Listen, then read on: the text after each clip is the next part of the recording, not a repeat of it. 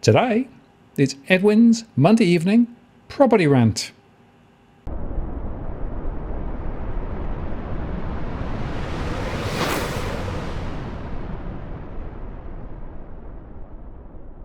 Hello again, it's Martin North from Digital Finance Analytics, one of those posts covering finance and property news. It's another Monday and Edwin is back for another rant. Edwin, hello.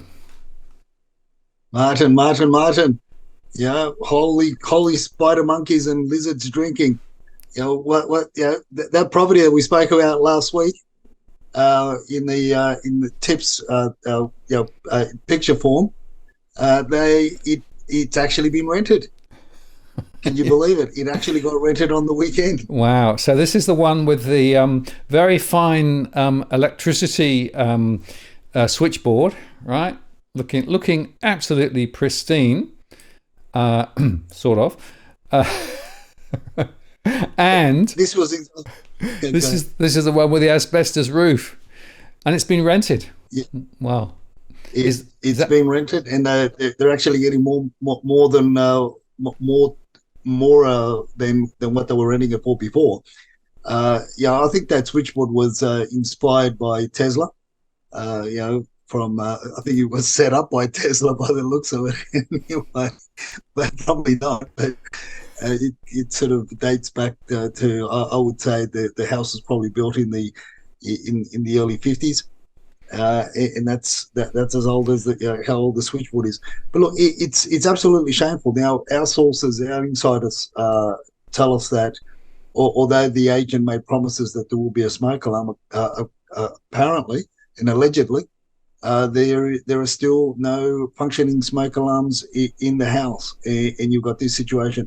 I just I wanted to bring this up, and we'll be bringing up other aspects as to what's happening out on the ground, which you and I have been talking about for over a year, 2 years to more to the point, and we were calling that there was going to be a rental stress, there was going to be people were going to be squeezed, and people were going to be fearful about making any sort of complaints. And this is the mess that we're walking into, Martin, where you've got these rental properties in this state of disrepair, and absolutely they are death traps. They are an injury waiting to happen. And what price do you put on a life, or what price do you put on a limb? What price do you put on your ongoing health, Mark? This is shameful. The state government needs to really step in, and the regulators really need to step in and do something about it. Well, that's right. So we know that the rental pressure is huge. In fact, the latest data from my surveys show that rental stress has now gone even higher than it's ever gone before. It's a new record, which is shameful. And people are desperate. They'll rent almost anything. But the fire alarm thing's important, right? Because that's a regulation. So, in theory, properties should always have smoke alarms fitted before they're actually let. Well, that's right. And when I was running the rent roll, we ran it for many years. We would always encourage our landlords to get what we call hardwired smoke alarms put in, and checked every time. Obviously, a tenant vacates, and we get a new tenant in, or the alternative is every 6 or 12 months. To change the batteries. Now, the other thing, Martin, is the fact that a lot of these, years ago, I don't know how true this is now, but 6 or so years ago, I was informed that the smoke alarms that people were literally buying from Bunnings were you can't tell whether one is a smoke alarm or a heat alarm, and this is something that the everyday person won't know until they have a closer look. They all look the same, and this is what one of these inspectors informed me and showed me. Do it by doing the test. And I mean, even before that, I was always encouraging our landlords to put to hardwired smoke alarms anyway in the premises, just that added level of protection for the tenant. So if you're asking an individual, if you're asking a person to pay a certain amount of money to for a rental, you, I mean this is just the basic standard requirements, let alone with the proposed regulations of the proposed minimum standards that Queensland have now got, and also Victoria, and we're going to have these. But at the end of the day, whether you have these minimum standards, whether you have all sorts of levels of checks and balances, at the end of the day, if the regulators aren't out there checking files, not only files but also checking premises, one way or another, there's got to be something that has to be done where we've got more boots on the ground. Effectively, what's required is some sort of a police force, policing, an enforcing agency to go around and check these rental properties. And it's not hard to know what properties are rented, because I mean, there's bonds registered with the Rental Bond Board, and even if you've got a private, even if your property is being rented privately, by law, there's supposed to be a bond lodged as well, right? Now, outside of that, we've got the other dilemma and the other mayhem and major issues that we're going to walk into, and that is the budget accommodation that the WeChat chatterers and the sleeping tigers are going to get into, and already functioning, and hence the reason why we're seeing a lot less properties on the market. So that in turn brings about more and greater issues of concern, greater becomes more problematic, because obviously when your focus is on just achieving the higher levels of income, you can bet your bottom dollar that the landlords or the property owners are not going to really care much about safety of the tenants that they put in, whether they be students, whether they be Aussies, whether ghost migrants, whatever. I mean, at the end of the day, it seems to be that the almighty dollar is really what makes them tick.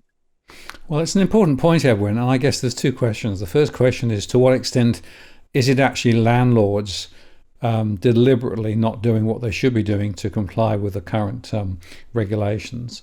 To what extent is it agents who are just avoiding, the things they should be focusing on?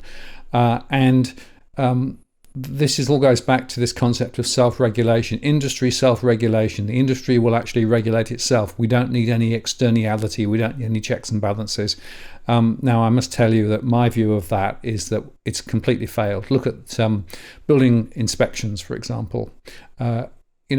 You have to have some means of making sure that things that should be being done are being done. You can't just rely on the goodwill and the trust of agents or landlords. I guess you're right. It's all about the dollar, right? That's what it is about. This is about the dollar. Yeah, look, it is, Martin, and we're in the renters are in a quagmire, right? Because if they complain, they get given notice. And the landlords will make all sorts of excuses in order to kick him up. Your typical one is put the property on the market, or allegedly going to go on the market, and then you give them a quick notice to vacate if they're on a rolling lease or a month by month lease. You've got no say. So this is why a lot of the tenants aren't saying anything, because there are no choices. There really aren't any choices for the tenants to go to, and more to the point, when it's a small family or a larger family, and there are certain requirements needed when you want to be within close proximity to certain schools, and also when you've got your little friends.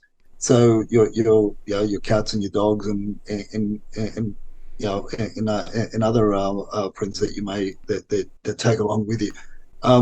So it becomes hard, Mark. But and this is where one would say that if it was a renter's market, then yeah, we could basically, as a renter, we could ask for certain reports to be mandatory from the provided by the landlord or by the real estate agency, right? You could ask for that, but as renters, the renters have lost their voice whilst they've got no choice. They've literally been put in a quagmire, and basically sit in the corner, shut up, and don't say anything, and they're living in squalor, and they will continue to live in squalor whilst we've got this rental squeeze. And this is where the state government needs to step up. And George, from that we often have on the rants, he's been very vocal about having mandatory changes to the procedures and the standards or the documentation that real estate agencies must have. So you've got that happening on one side. There's we've got a glimmer of hope where George and I speak about. We've got a glimmer of hope that this government is going to do something positive. But at the end of the day, Martin, we've got such a huge, and this pool of private lettings and budget accommodation lettings, more to the point, that go under the radar. There are no bonds lodged with the rental bond board, because obviously it's cash in hand most of the cases. If not all the cases, it's cash in hand, and it's accommodation or premises that have been converted into room lettings or hot bedding, as the terminology goes. So, and these are things. How do you police that? How do you police the issues around that? It's very difficult, and it's very hard and very complicated. And as of right now, I can tell you, based on my conversations with George, fair trading are really not doing much, or not prepared to do anything, because they're just ill-equipped. They really are ill-equipped, and things are only going to get worse for the renters. So this is why I go back to our conversations earlier on in the year, and also last year, and that live rant that we did not too long ago, a month or so ago, where we encourage people to that if to talk and reach out to the property managers and start negotiating a long-term lease, because things are just going to get worse. They're not going to get any better.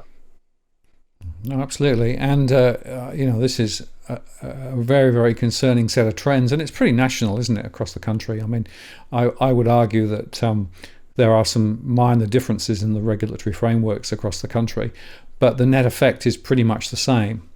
And that means that renters who have the ability to negotiate should take advantage of that. But I'm also very conscious of the point you made earlier on, that there are still many renters who are very scared to raise anything, because as soon as they do, they're worried they might just get kicked out. And there are very few protections to stop that happening, particularly if the landlord decides to, quote, sell or whatever. So it's really, really tricky, and everything that I'm seeing at the moment on the data suggests it's going to get worse. High migration, more people looking for somewhere to rent, for example, and also the supply of rental property is diminishing, and part of that is, as you say, because it's being reconverted into little single units and all those sorts of things. But other property investors are saying it's impossible. I can't make enough money from my rental property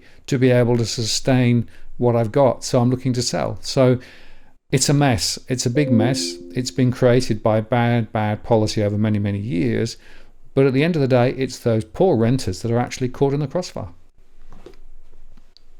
Look, and this is the unfortunate thing. It only seems like it's only been the last 2 or 3 weeks that the mainstream media are picking up on the subject that or the topics that you and I've been talking about, around rental, the rental pain that we were going to be walking into, which we were calling over a year ago, as I said, 2 years ago, and it's a cycle. I mean, even 2.5 years ago, I was starting to post videos from my open house inspections of the condition of some of the so-called granny flats in the western suburbs that had been rented out, and those properties had been put up for sale. And I put up a few of those videos on my Twitter feed, and it was a shocking mess. And this is and that was back then.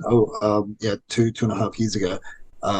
We're already seeing, and I said, this is the cycle, and this is what happens when there is a rental squeeze, when people have got no choice, and we were, and at that time that I was posting those, you and I were talking about the immigration lever that the government was going to pull, and they pulled it, and would it have been any better with ScoMo and Partners Real Estate Group? I don't think so. Maybe not as bad, but I think the fix was already in, and it has been for many decades.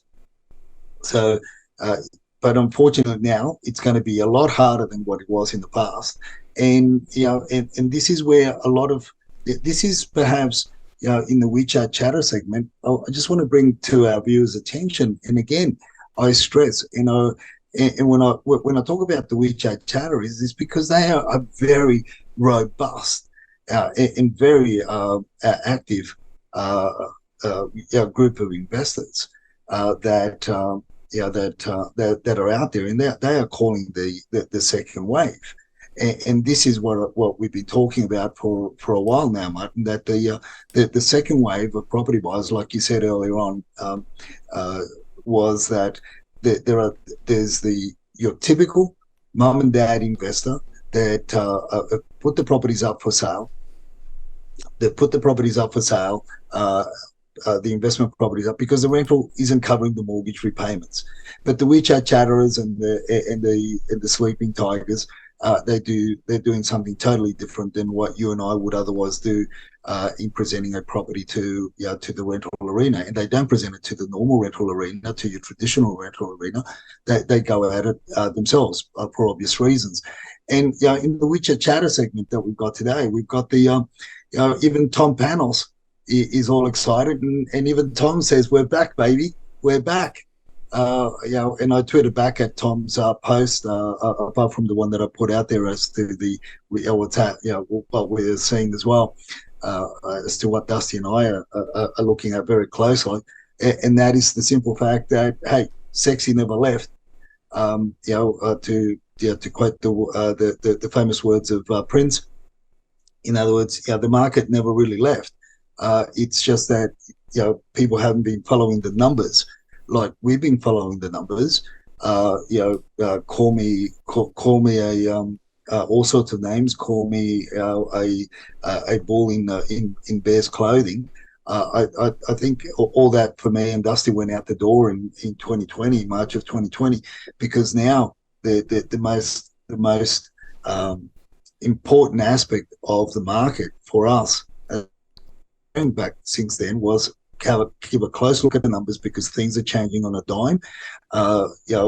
Government policies are changing from one week to the next. What our illustrious leaders do, are changing just as quickly as what the geopolitical events in the world changing, and also what Xi Jinping does as well. So all these changes, there is no control. But one of the things that we've been very very careful and kept a very close eye on are the numbers on the market. And I guess apart from what I've put out on that tweet and the message that I put out there, it's the video that you've got to watch, Martin. The videos that you've got to watch that are on those on those posts, and hopefully you're able to share the video of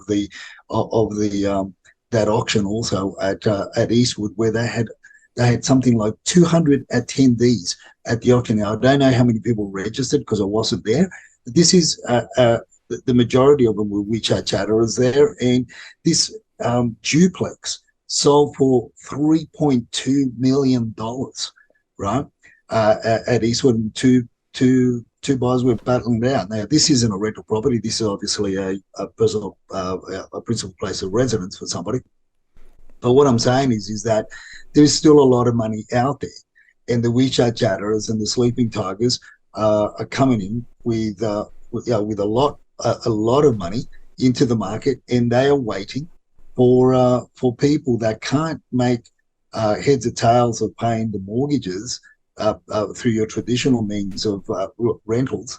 They're going to, as they dump their properties, well, these groups are coming in and snapping them up, and those two videos are just evidence of what's happening out there. Apart from the ones that, the attendances where we went to on the weekend ourselves. I mean, they weren't as big as these two that were shared over the weekend. One on WeChat, the other one on Tom Panos's feed. It's interesting to see how hungry people still are for property. Yeah, it is interesting, and it's fascinating again because I think, Edwin, it's worth underscoring that it's not a uniform picture, right? We always have to come back to the fact that there are some areas where it's very hot, and there are some areas where there are lots of people chasing, relatively small supplies of property. There are other areas, though, and this is true across the country as well as in across Sydney and in the regions. There are other areas where prices are still sliding and where the appetite to buy is much, much lower. And I always come back to this point that as soon as you start talking about generic averages of numbers, you miss the critical granularity that you need to see to be able to understand what's really going on. And therefore, show me the numbers is the right call, but show me the numbers at a granular level. That's really, really critical. Oh, look, 100%, mate. And obviously, my point of view is that from what we see in Sydney, that is our backyard. That is what we share about. We don't. I don't talk about a lot of the other markets other than what others share, and always refer back to a lot of others that are in those states or in those cities that talk about those properties. And as what in some regional areas of New South Wales, because of my contacts there, you and I've said that. It's a totally different landscape because of the industry or businesses, or more to the point where banking institutions have literally picked up stumps and left, and now they've left the town in a mess, and that is the pain. And this goes back to like you said, show me the numbers, and also I did see a post today, or a little snippet of our mate, our old mate Tom, featured on Channel 10, saying that he sold a property in Greenacre for $75,000 or $79,000 less than what it was bought for in the peak of the market. Again, look, you can, people on all the Twitterati fans were out there rejoicing, and they're calling the mortgage stress. But again, you've got to look at those things at a granular level. You look back at the history of that purchase, and in my point of view, this is my personal point of view. When they bought that house in the first instance, that they overpaid by 15% anyway. So and this is where we're going to go back to again. We're in a period, Martin, the beginning of spring, similar to last year, where I pointed out that we are going to get two types of stories, at two different sides of the spectrum, right? So we're going to get your out-of-line sales that are going to that the mainstream media are going to pick up on and say, see the mortgage stress, it started, blah blah blah, and because it sold for pittance in comparison to what it was bought for. And then you're going to get your other side as well, where you've got massive crowds. Look, the West Pennant Hills one that West Pennant Hills, West Pymble, that Tom speaks about in that, and I'll put that Tom's chat on that on my Twitter feed, Tom's video on there. I mean, there's a reason why a lot of these people are gravitating to the WeChat chatters are gravitating to that area, is because, I mean, to them, the holy grail is to live within the catchment area of Pymble Ladies College, and because that's where they're going to put their kids. So you're always going to get that they're going to be beating each other up for that piece of land there. And so you've got to look at not only the area, the suburb, the street, but also the type of dwelling and what it's being used for.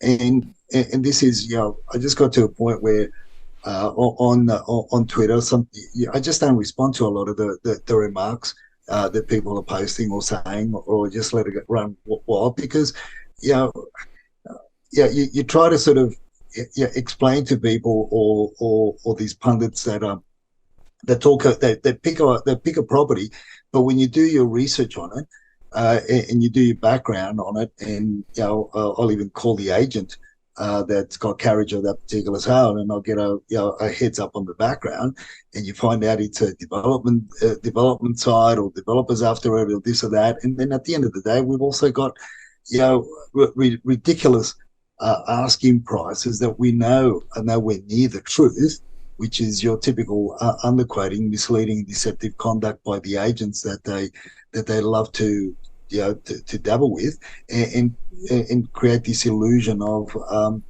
it's going to be sold very cheaply, even below what they bought it for, and it has an opposite effect. But this is where people have got to wake up, and I think that, and I am a true believer that our followers, that listen to the Monday Night Rants, are taking a lot of this to internalizing a lot of what we've been sharing, a lot of what I've been saying, and they are adopting it out there. And I'll share this as part of the last segment of the part of the last bit of the WeChat chatter segment. So I was talking to an agent over the weekend, and we're just having a friendly chat. And then he goes, "Mate, I just saw something weird happen today." I said, "What happened?" He said, there was this lady, and she had a torch with her, and she went to the backyard, and she started wanting to crawl into the manhole, and said something along the lines, "I don't trust the building reports. I have to check them out myself." So apparently this middle-aged lady got down on all fours and had a torch and started calling it. I can bet your bottom dollar, Martin, she's a follower of the Monday Night Property Rants. That's good to hear. Absolutely. I've had a few people also give me little accounts of forays that they've had, and it's interesting how the agents don't like it. The agents don't like people digging around and fossicking in the basement and things. It's not part of the script. No, to him it was a surprise, and I'm sort of looking at him and saying, "Well, mate, what would you do?" That's something I often try to do as much as I can whilst I'm out there. You do it in the private inspections, not so much in the open houses, unless I want to make a lot of noise and scare a few people above, as I tap underneath. But that's all part of the theatrics and part of the plan, right? But other than that, it's why not? Well, it's actually quite an interesting strategy. You start pointing out defects, and people, "Oh, I didn't see that. Oh, I didn't see that." Oh, yeah, it could even influence the market. Now, there's another. Last week, we did a little piece on what was happening around Gympie, right? With these sort of little things, factory built, rolled into position. They've got wheels on it. It looks like they can be wheeled away again later. But this is just an example of Lego-like construction, right? And we're hearing there's a bit more of it around. Yeah, look, there's a lot more of it. You and I have been talking about it. I can't see these the market being assisted in any way. This is the rental market, but when we put that a tweet out where we got notified by one of the WeChat chatters on WeChat that they were making inquiry. Allegedly, again, this is allegedly. A couple of others confirmed it that I've never met, that we follow each other on Twitter.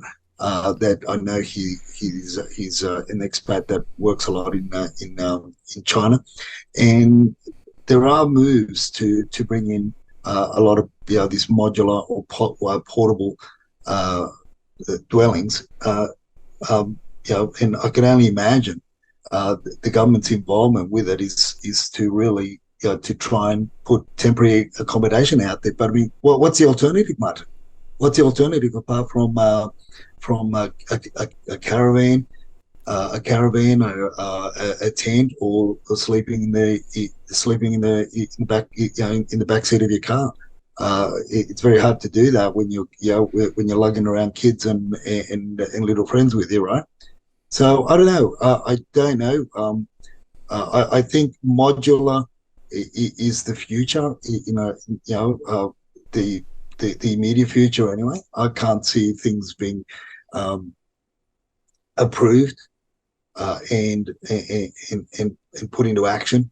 And even if they were, again, I go back to a previous podcast and say that even if the approvals were given today and we put shovel to the ground tomorrow, a lot of these high-rise developments that the state governments are talking about, or going up as opposed to going out, they're going to be, they're 2-3 years at best away from being completed and getting your occupation certificate. So I don't know what is the alternative apart from I guess you could live under a tree. I don't know. No, it's a tough question, but I guess my question is this: that these temporary modular buildings, whether they be standalone or whether they be part of a bigger construction project, I wonder to what extent the building regulations are actually appropriately applied to them, and to what extent where there could be cutting of corners that again nobody notices until it's all up, and then later it all goes terribly wrong. And there's a bit of a parallel in the UK at the moment. We've got this thing called rack concrete, which is effectively aerated concrete that was used between the 1950s and about the 1990s in the UK, and it was used for a lot of buildings, including a lot of schools and other public buildings. And suddenly they've discovered that all of this stuff that was thrown up and is now well past the sell-by date, as it were, is falling apart. And so there was an announcement late last week, because the new school term is just about to start, late last week, saying they're going to have to close classrooms or even some schools in some areas while they try and solve this issue. Now, this is an issue that's been known around for some time, but nobody's done anything about. And my worry is that some of the current developments in Australia with regard to quick building techniques and throwing stuff up and trying to actually build quickly could be going down precisely the same route with effectively minimal or substandard construction, which won't actually show immediately but will show down the track. And I just think we could be backing ourselves into another cul-de-sac here. Yeah, look, I guess that to me it sounds like the equivalent of Hebel, in Hebel that's still used in you can still buy Hebel from Bunnings, and a lot of people aren't aware that I don't know what type or what imported or what brand of Hebel, but it also contains a percentage of asbestos as well. So mates that build plush homes in around Strathfield in those areas, Burwood, Concord, they build with the cladding made out of Hebel. And this is late 90s, and they gave it up because of the contaminants that they soon learned about. But we're still using it, Martin. There's look. Quick construction, but yeah, with regard to quick construction, with regard to these modular homes, I would imagine I can only but make generalizations and guesses that they're going to be like your temporary accommodation, but with our state governments and the way that that they run the budgets and even the federal government, right? Something that's meant to be a temporary solution ends up being a half a century solution. So I can see that even if they brought in these modular homes or these kit homes from China and that meet certain standards, your height, mainly around your height, your 2.4 meter, minimum height restrictions and all this sort of stuff, and ventilation, cross-flow ventilation and the like. Being modular just means that you could uproot it, lift it up, and park it elsewhere. So as a temporary accommodation. So, and that gets around a lot of the regulations from your local state governments, your local your local councils as well, your local LGAs, because it's not a fixed dwelling; it's a temporary dwelling. So I guess that's one way to look at it. But that could end up being literally ovens in the summer and bloody ice boxes in winter if they don't have the right insulation. Who knows, Martin? But surely something has got to be done, regardless of which way they go. But at the moment, I just heard one story on the mainstream media, and that's about it. We're still fixated on the voice. We're still fixated on nuclear submarines. We're still fixated on wars abroad. We're still fixated on other issues, but and the opposition are just as bad as the current government. So, I mean, I don't know. I just don't see them doing anything that's giving the renters or the people that are aspiring to even buy a place of residence, whatever it may be. They're not giving them any hope. This Aussie dream has turned into a bloody nightmare, as far as I'm concerned. Back in 2013, 2015. Yeah, well, the seeds were laid, some time ago, and unfortunately now it's all getting, pretty difficult. As you say, though, a lot of politicians prefer you to look over there rather than over there, right?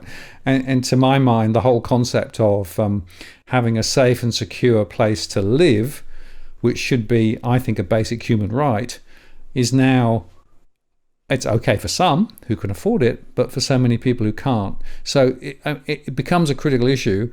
And as you say, what might be okay, in the spring or the autumn, it's going to be way too baking hot in the summer and way too horribly cold in the winter.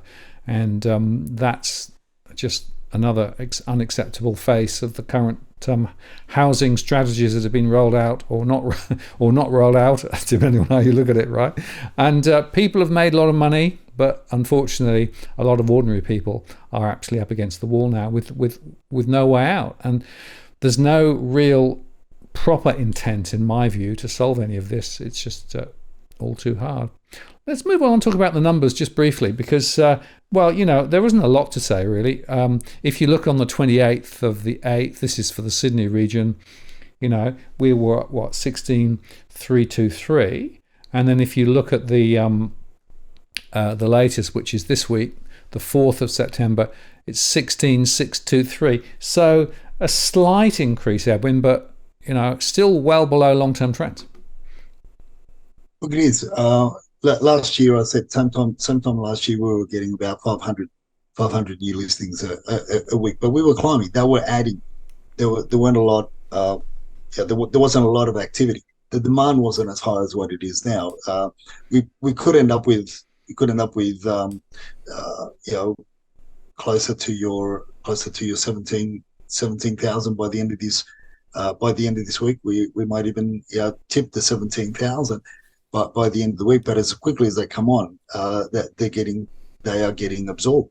For in my view, for no other reason other than people are comparing the mortgages to rents. People that are coming into the country have got more money than the migrants that are coming in are coming in with a lot more money than what they were in historically. And obviously there's the WeChat chatter appetite, and as I said, they're calling the second wave. And with regards to even that big investment local WeChat investment group, one of the biggest in New South Wales or Sydney, where they're poised, or they're pushing their members to buy 5 properties over the next 5 years. And basically, what I heard yesterday with regards to that group, anybody that cannot show cannot show that they can basically show liquidity of up to $1 million to the leader of that group is basically being ousted from that group. I mean, this is how bold they are in terms of their appetite to buy into property. Look, call it what you will with regards to who's leading that group. He's making a lot of money, obviously, but there's a lot of people that are following, and there are a lot of people that are attentive to that, and there is a lot of people with a lot of cash. So going back to the numbers, what I'm saying is there's a lot of opposition to your local home buyers, your local Aussie groups or battlers that would just want they just want a roof over their head. They just want a permanent roof over their heads. They don't care at the moment. They just want something, peace of mind. They just want to give the young family a home, stability of education, and whatever the case. But who's you look at the government policies over the last couple of years, more to the point, and they've just been throwing more money after money after money, and it's just created a deeper hole, and a deeper hole for the first home buyers to try to crawl out of and be a part of, the group of people that have got a home. Look, a lot of people that we speak with, a lot of people that are out there, they don't really. They do care, but at the same time, they don't care that the interest rates are so high, Martin, because at the end of the day, they say to me, Edwin, we got to make that sacrifice, but we just can't seem to find anything. And after sitting down with them for an hour or 2 hours, after a few tears and home truths, come to the realization that they've got no choice but to move further afield, be prepared to commute a lot longer to go to work, and basically put the kids in, look for options, schooling options. So they've got a choice of whether to go over the mountains, over towards Gosford, or way past Thurrool. Because living closer to the Sydney CBD is just no longer an option, and they've got the fear of also being kicked out of the rental accommodation, which is something that's in the back of a lot of people's mind, Mark. No, it is absolutely. I'm getting the same thing through my one-to-one conversations, and people are having to compromise on location, compromise on property, but a lot of renters are saying, I've got to get out of the rental sector regardless, even if I'm going to have to pay more, even if I'm going to actually get myself into serious levels of debt, because the truth is that the uncomfortable life of living in a rental accommodation when you don't know how long you're going to be there, you don't know what the rent's going to be in the weeks or months ahead, that is something which more and more people are saying, I've got to find an alternative. So I'm afraid that it's a very important motivator for many people now. We might just touch on the Melbourne numbers while we're looking at the sort of the figures. So last week in Melbourne it was 23,551, and then if you look at this week, this is on the 4th, 23,910. So again, another little hike up, but again, I think, Edwin, not a huge amount of movement. And interestingly, what I'm seeing with the Melbourne numbers is that the new property that's coming on, you can put it into two buckets. There is some more attractive property, and that gets grabbed very quickly. And then there is some less attractive property, which is adding to the bulk of property that's listed for a long period of time, and it's probably overpriced and is not selling. So it is interesting, again, to go granular when you look at these numbers too. Yeah. Again, it'll be interesting. I haven't done the rental figures in Melbourne, but it would be interesting to see what they are as well. But there's certainly a lot more properties on the market in Melbourne, and one would hope that those numbers are reflective of the Sydney market. But I at the moment, I'm still calling the Mexican standoff. I'm not seeing any changes, and even if things numbers start dropping on market, as many expect, I think we still got to get to your 20,000 on market across the board. Whether it be a 50-50 split between homes and apartments, before we can really quench this. The thirst of the dragon, as I put up on Twitter, or the hunger of the sleeping tiger, because those groups are very, very hungry. The auction numbers, again, for me, it's reflective of the fact that there's not a lot of people that are wanting to sell. Because when I look at these numbers, what I see is people's reluctance to sell. They're only going to be selling if they're willing. It was Super Saturday last Saturday, and the numbers weren't much. Were only a little bit higher than what they are now. The whole buzz was that spring was going to really bring out the sellers. It's still early days, I guess, but we'll wait and see until the middle of September, and when things really start picking up. But again, when you start looking at these things granular, when you start looking at the numbers granular, whether it be listings on market or auctions, you start seeing some suburbs are reacting a lot more positive for buyers than a lot of others, and that could be right next door to each other. And again, it comes back to school catchment areas, type of dwelling. You've got your historical historical connotations, or historical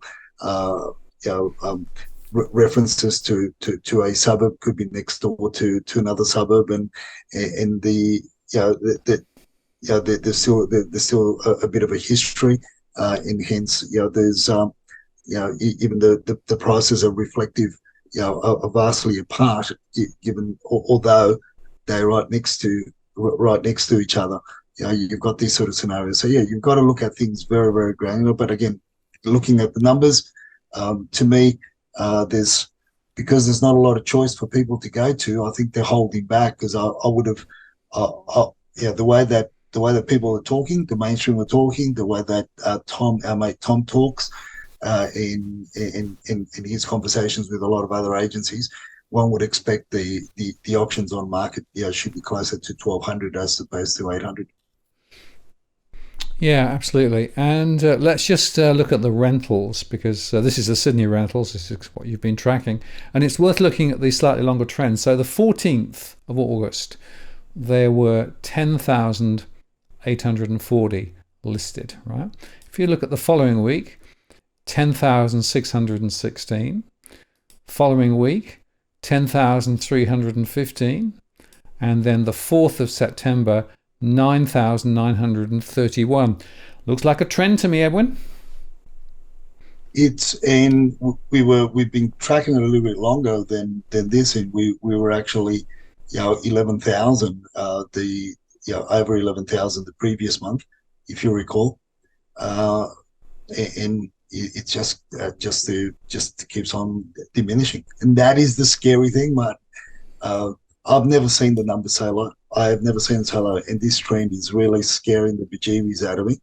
And this goes back to our advice, regardless of what our old girl Susan, I think, I can't remember, or Jan, the property manager / landlord that had 5 properties, and was was very contradictory to what I was saying and what I was suggesting to go out there and negotiate a long-term lease.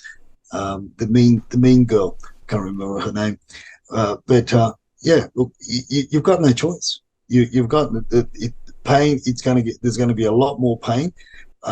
There are some parts of Sydney, some in the North Shore, northwest region, where you've got homes that originally get listed for about 1,300, 1,400 a week. They've dropped down in price. I was talking to Emma, this property manager over in Epping, a house that just got sold 6-7 weeks ago. Got sold for $2,764,000 in Epping. It's now being rented, and the asking rental on that, I was talking to her on Saturday, is currently 1,400. Now I just said, look, I've got a family. I just wanted to see what she would say. I said, look, I've got a family that I'm representing, and they're looking at moving into the area. Would your landlord, your owner, consider a long-term lease? And she said, yeah, they would. I wanted to fish out as to why somebody, for starters, paid $2,765 for this particular house in Epping, and and whether it was an investor or whether they had plans, whether they were going to demolish it. I knew it was a WeChat chat or they bought it. But she said, no, they've just, they're not going to do anything to the house. They're not going to renovate it, not planning on knocking it down. They just simply wanted to buy an investment property, and they're happy. Because I said to her, look, would they consider a long-term lease? And she said yes. And I said, then my follow-up question to that was, so if my clients like the property, when I show them the link, and they do want to approach you guys for a long-term lease, would you also reduce the price? And said, yeah, look, they are negotiable. So these are the conversations that I believe some property managers are willing to have, and that you should be having with your property manager. She was quick on her toes, and she said, look, if your clients want a 2-year lease, we will put in the agreement that there'll be a certain rental increase after the first 12 months. And I said, that's no issue there. But yeah, just to fish out what this property manager was had in the head, who bought the property, get a bit of background information, because I haven't really touched base with a lot of property managers of late. And it was an interesting conversation. So having said that, again, I encourage our followers and our viewers to go and have that chat with your property manager, particularly if you want to stay in your suburb in an area. And more to the point, if you're on a rolling lease, in other words, you're rolling month by month, because if your repayments, if your rents are not meeting the repayment, it's only going to be sooner than later that that particular property owner is going to put the property on the market for sale. Yes, absolutely, Edwin. And it's a tricky time, but I think you're right. Being proactive is a good recommendation. Now we're going to move finally into tip of the week, and your tip of the week this time, well, it's a photographic extravaganza, is all I can say. Well, look, this is what happens when you rely on, or this is what you find. Should I say, this is what you find when you rely on the agents, vendors, the building inspection reports, right? So according to this particular agent, there was only minor issues with this property. This is the minor issue is now that they have to rebuild the bathroom, laundry, and all the pretty much all the wet areas that are attached to these to the laundry and the bathrooms.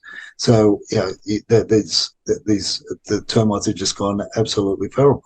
But then again, this is what we keep on saying, Martin. If a building inspector spends 15 to 20 minutes doing a building and pest report in order for you to go to buy it online and attend an auction with confidence, well, you're only asking for trouble, right? You're only asking for trouble.